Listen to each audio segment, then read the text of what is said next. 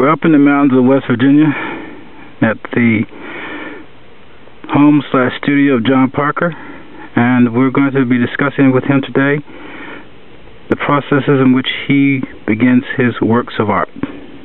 We're now heading to the back side of John Parker's studio, and we're going to be talking with Mr. Parker today about the rest of his activities and how he begins his process. Here we have Mr. John Parker. Come on in. I guess I'll start off in this corner because this is basically where everything starts for me.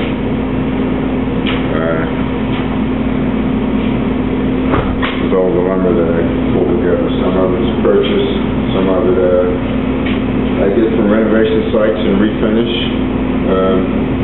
wherever I can find it.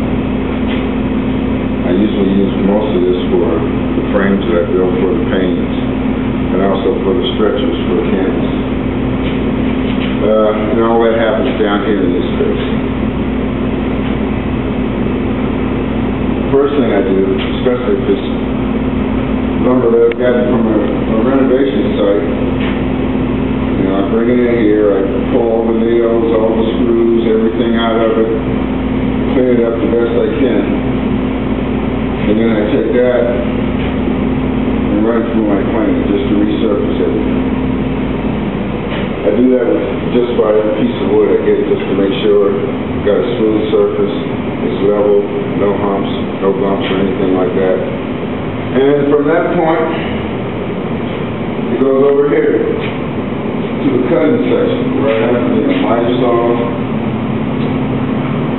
table saw, and I usually cutting them to length, stripping them down, making them narrower, whatever. This right here was it was 2 by 6 by 8 foot boards that I stripped down and split them up into 3 boards per one board, and I use that to make the frames for the paintings that I'm doing now. Picture that I put together, it's 1 by 3 by 8 that were broken down. 1 by 1s has braces. 1 by 3s on the corner as well for more stability. And I always run a bead of a quarter round, either 1/2 inch or 3/4 inch around the face of the stretcher, just to give me that lift, so I won't be bumping into these things. It brings the canvas up. The table saw, all for splitting and ripping boards down size that I use for stretchers and that I use for the frames for the paintings. I used to spray paint this area too as well, but ventilation isn't that great down here, so I stopped doing that. I started taking it outside. We're in the open air.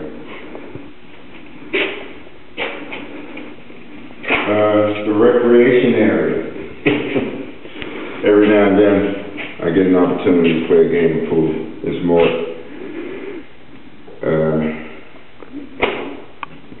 decoration pretty much, because I don't really use it that much. I don't have anyone here to play with me, so most of the time it's just me practicing. But over here, this is where everything starts to come together. This is where the stretchers, like I mentioned over there, another one, gets put together on this table right here. The frames get put together on this table right here. I showed you over there where I ripped down 2 by 6 by 8 foot board into these strips here, and then I bring them over, I cut them to length, and I bring them over here and start building the frames, just to give you an idea of what I'm talking about. It's pretty simple, basic box frame. They'll all be primed and painted black.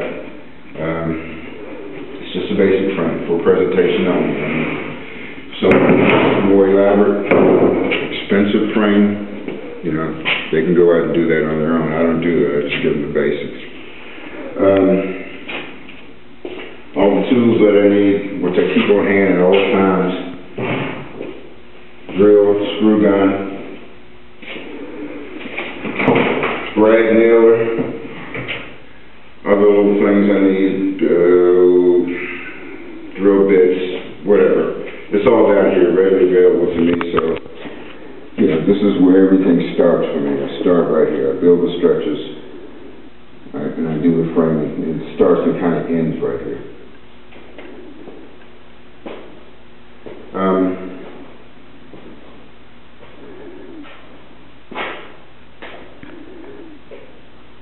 After the stretchers are built, and I'll show you when we get up to the studio, that's where I like to stretch the canvas in my bedroom, because I have this big open floor, and gives me the space I need to move around the canvas and do my stapling.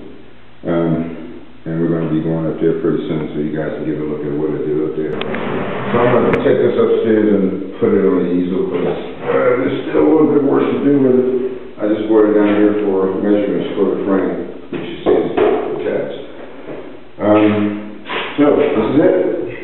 This is the nucleus of the operation. This is where everything happens, where everything starts. I throw nothing away. So the studio's up on the next level. That's where we're headed now. That's where most of the work is produced. Follow me.